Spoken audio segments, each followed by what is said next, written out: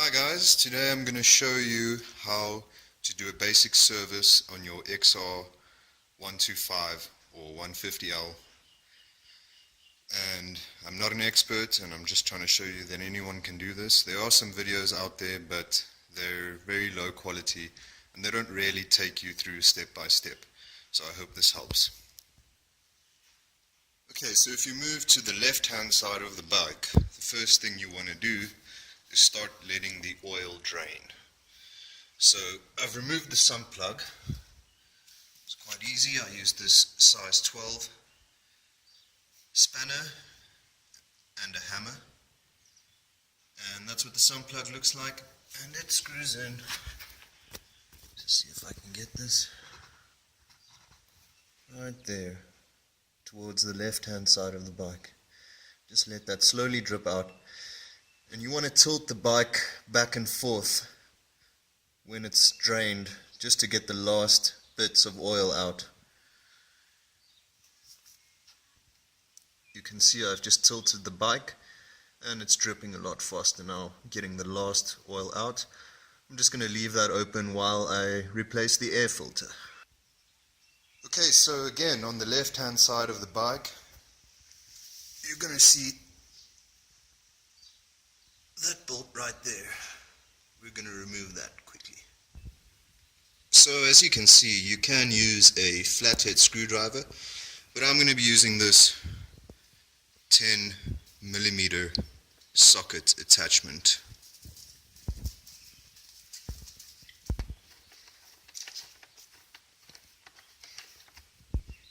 And this should pop out quite easily. If it doesn't pop out and it's loose, just give it a small tug, be gentle, and you'll notice there's a washer. You don't want to lose that. I find it's useful to have a surface and to lay them out in order. So the first is the sump plug, then is this side panel screw. So now we're just going to move around this panel and just loosen it up.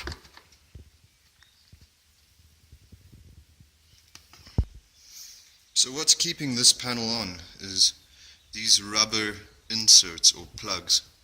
So you can just do some jiggling on it, some light jiggling, and it should jiggle off without too much force. If you look on the other side, it's a plastic plug going in, so you don't want to pull it sideways. Try and pull it straight towards you. And then there's another one on the front end of the panel. And voila. So we're looking for this, which is holding the seat down, so that we can lift the seat and remove the air filter. That again, that looks like a 10mm socket. So you're going to need a socket for this one.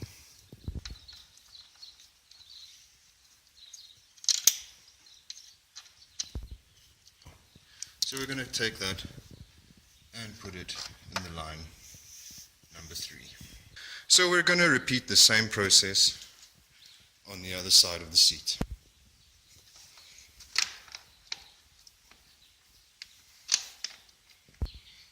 Again, steel washer in position number 1. And again I'm going to pull this panel towards me, and you can just hear it pop out very easy, exposing our other seat bolt.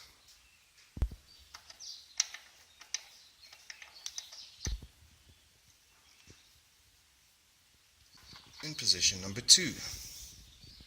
Okay, so now we're ready to remove the seat.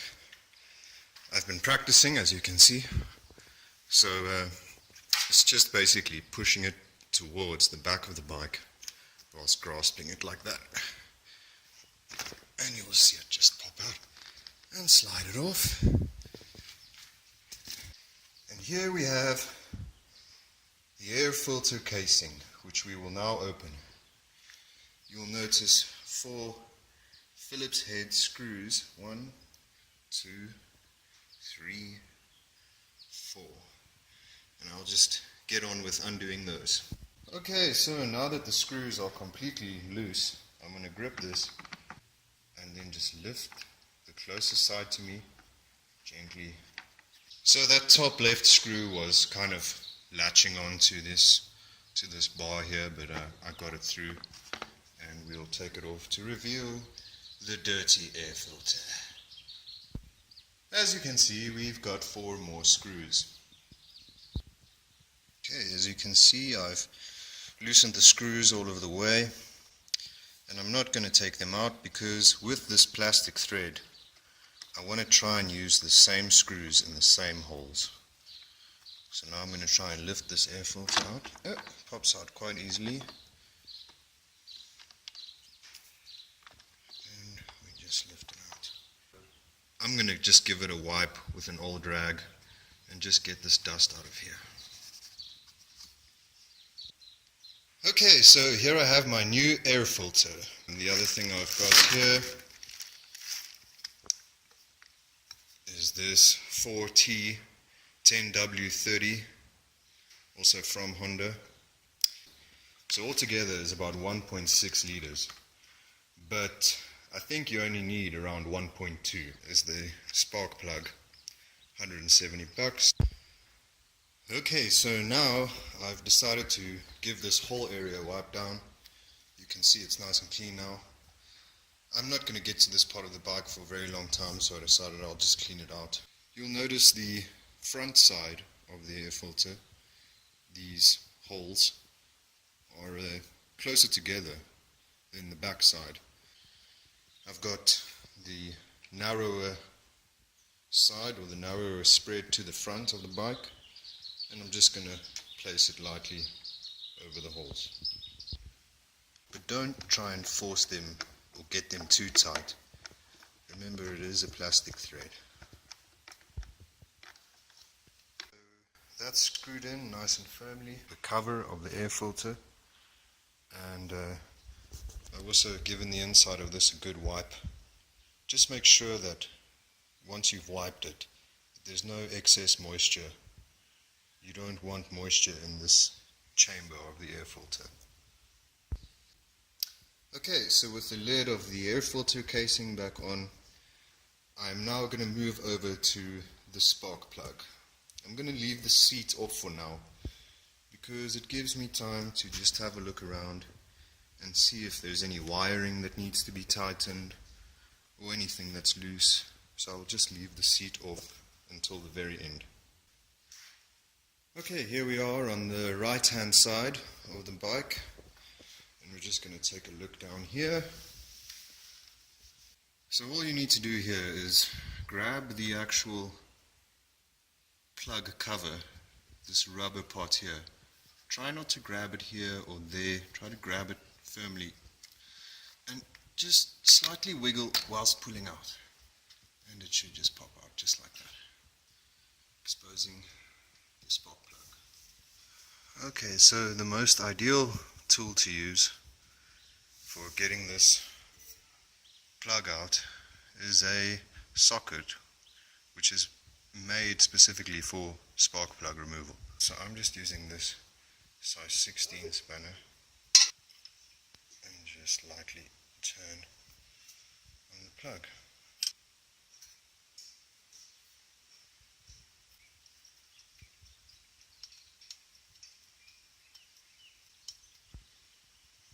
There we go. So I'm going to go ahead and get the new spark plug and just screw it in. So before you put your plug in, you just need to check that this washer is in fact present, that it hasn't fallen off in the box somewhere.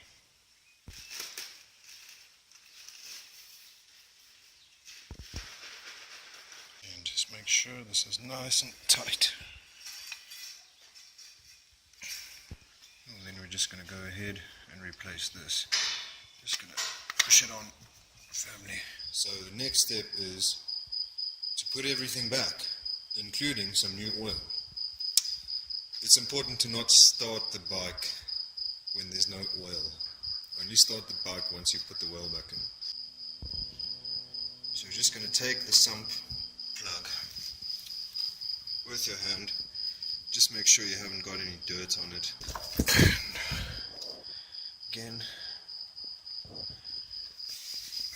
check the washer is still on.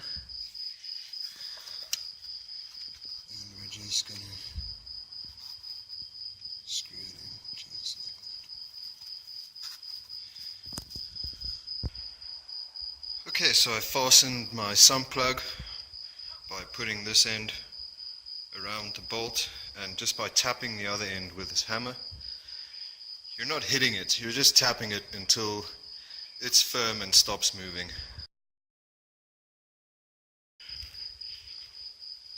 And now we're going to top up with some oil, which goes right in here.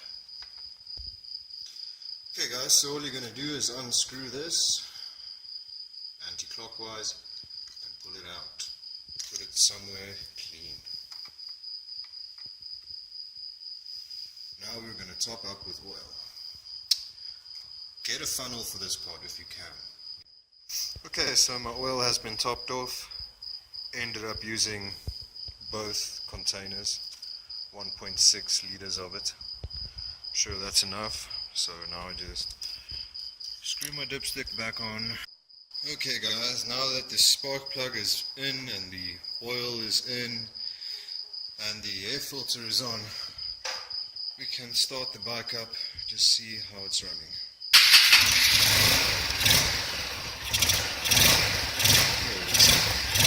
It's clearly running.